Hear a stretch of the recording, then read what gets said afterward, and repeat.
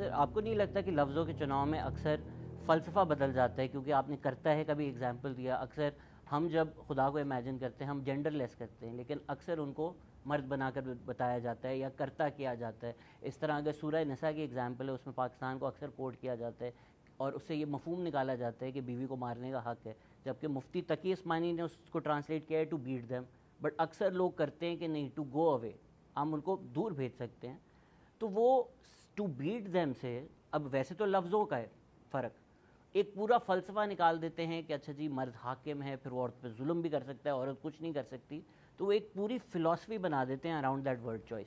آپ نے یہ دو سوال اکٹھے کر دیے، اس کو الگ الگ کریں۔ وہ جو پہلے والا پورشن تھا اس کو الگ کریں، اس کو میں بعد میں ڈسکس کرتا ہوں۔ پہلی بات آپ نے کیا پوچھی تھی جو یہ سٹارٹ کیا تھا آپ نے کوسچن؟ میں نے کہا تھا کہ ٹرانسلیشن سے اکثر لوگ فلاسفی ڈرائیو کر لیتے ہیں لفظوں کے چناؤ سے۔ اس میں پہلی جو مثال آپ نے کیا دی تھی، یہ تو آپ نے دوسری مثال دی نا عورتوں کو بیٹ کرنے والی، اس سے پہلے آپ نے کیا ذکر کیا تھا؟ کرتا کہ جینڈر اگر آپ ایڈ کر رہے ہیں۔ اب یہیں پہ رک جائیں، مجھے بتائیں دنیا میں کس مسلمان کا یا ایون نان مسلم کا یہ عقیدہ ہے کہ اللہ کا کوئی جینڈر ہے؟ کسی کا نہیں ہے، کسی کا بھی یہ عقیدہ نہیں کہ اللہ کا کوئی جینڈر ہے، کانسیپٹ کلیئر ہے۔ اچھا، اب میل اور فیمیل کے اعتبار سے میل کا سیگا اس لیے استعمال کیا جاتا ہے، تیسرا تو کوئی سیگا موجود ہی نہیں ہے نا، ہم کیسے کریں؟ میل کا سیگا اس لیے استعمال کیا جاتا ہے کہ میل بہرحال ڈومیننسی کا ایک سیگا ہے۔ عربی لنگوسٹک میں بھی ڈومیننٹ چیز کے لیے میل کا سیگا استعمال ہوتا تھا، اور آج بھی دنیا میں ڈومیننسی مانی جاتی ہے۔ بھلے کوئی کہے کہ مرد و عورت کے حقوق برابر ہیں، میں تو کہتا ہوں عورتوں کے حقوق زیادہ ہیں کیونکہ وہ پسا ہوا طبقہ ہے، لیکن یہ ایک یونیورسل حقیقت ہے کہ اولمپکس کے اندر بھی مردوں کی ہاکی کی ٹیم کا مقابلہ عورتوں کی ہاکی کی ٹیم کے ساتھ نہیں ہوتا، کیونکہ وہ اتنی سٹرونگ نہیں ہوتی جسم کے پوائنٹ آف ویو سے۔ اس طرح جب خاندانی ایک ادارہ وجود میں آتا ہے، اس کا حاکم اللہ نے بنایا ہے مرد کو، الرجال قوامون علی النساء، اللہ تعالیٰ نے مردوں کو عورت پہ حاکم بنایا ہے۔ تو چونکہ حاکمیت کا تصور اللہ کا بھی ہے تو بہتر سیگا یہی ہو سکتا تھا۔ باقی آپ نے جو کہا کرتے ہیں، تو شستہ اردو کے اندر آپ تو کراچی کی بات کر رہے ہیں، کراچی میں تو آپ لوگ اپنے آپ کو بھی، ہم گئے تھے ہم نے پان لیا تو ہم آپ کو سنگولر ہی سمجھتے ہیں، ہم اپنے آپ کو آپ بھی کہتے ہیں، آپ اس سے بھی زیادہ پھیل جائیں تب بھی آپ کو ہم سنگولر کے سیگے سے ہی خطاب کریں گے۔ ہم جو آپ کے لیے ہم استعمال کرتے ہیں قرآن میں بھی ہے، اِنَّا نَحْنُ نَزَّلْنَا الذِّكْرَ وَإِنَّا لَهُ لَحَافِظُونَ، بے شک ہم ہی نے اس کتاب کو نازل کیا۔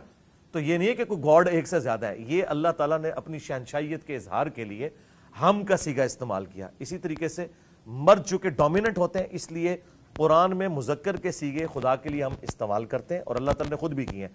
اللہ تعالیٰ نے قرآن کے اندر اپنے آپ کو مونس کے سیگوں کے ساتھ اٹیچ نہیں کیا۔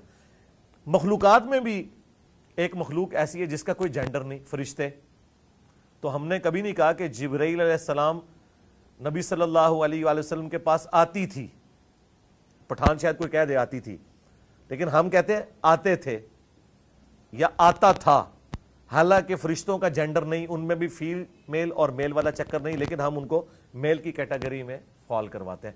تو یہ لنگوسٹک میں اسٹیبلش چیزیں ہیں، اس میں کوئی پریشانی والی بات نہیں۔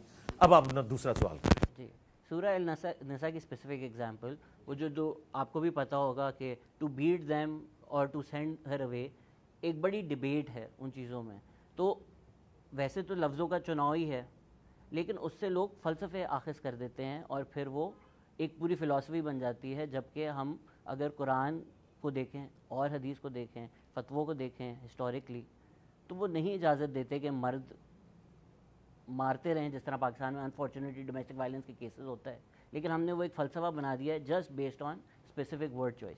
قرآن میں جو ڈائریکٹ حکم لکھے ہوئے ہیں ان کے بھی خلاف مسلمان چل رہے ہیں، تو قرآن کا اس میں کوئی لینا دینا نہیں۔ مجھے پہلی دفعہ حیرانگی ہوئی ہے کہ آپ یہ کہہ رہے ہیں کہ مسلمان فرقوں میں یہ نظریہ ایگزسٹ کرتا ہے کہ جو الفاظ قرآن میں سورہ النساء میں ہے اس سے مراد مارنا نہیں ہے، مارنا تو ہے۔ جو آپ یہ کہہ رہے ہیں نا الگ کرو، وہ الگ سے پہلے یہ آیا کہ اس کو اپنے بستر سے الگ کرو، پھر بھی نہ مانے تو اسے مارو۔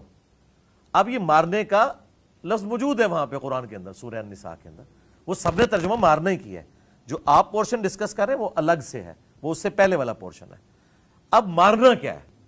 مارنے سے مراد یہ والا مارنا نہیں ہے جو آپ یہ کہہ رہے ہیں۔ میں نے تو اس میں اور بات کی ہے کہ اگر کسی کا خاوند مسچیف کر رہا ہے، وہ بیوی بھی مارے اسے، ایک لگا دے، لیکن ایسا نہیں کہ اس کے دانت توڑ دے، ٹھیک ہے، اس کی ہڈی پسلی ٹوٹ جائے.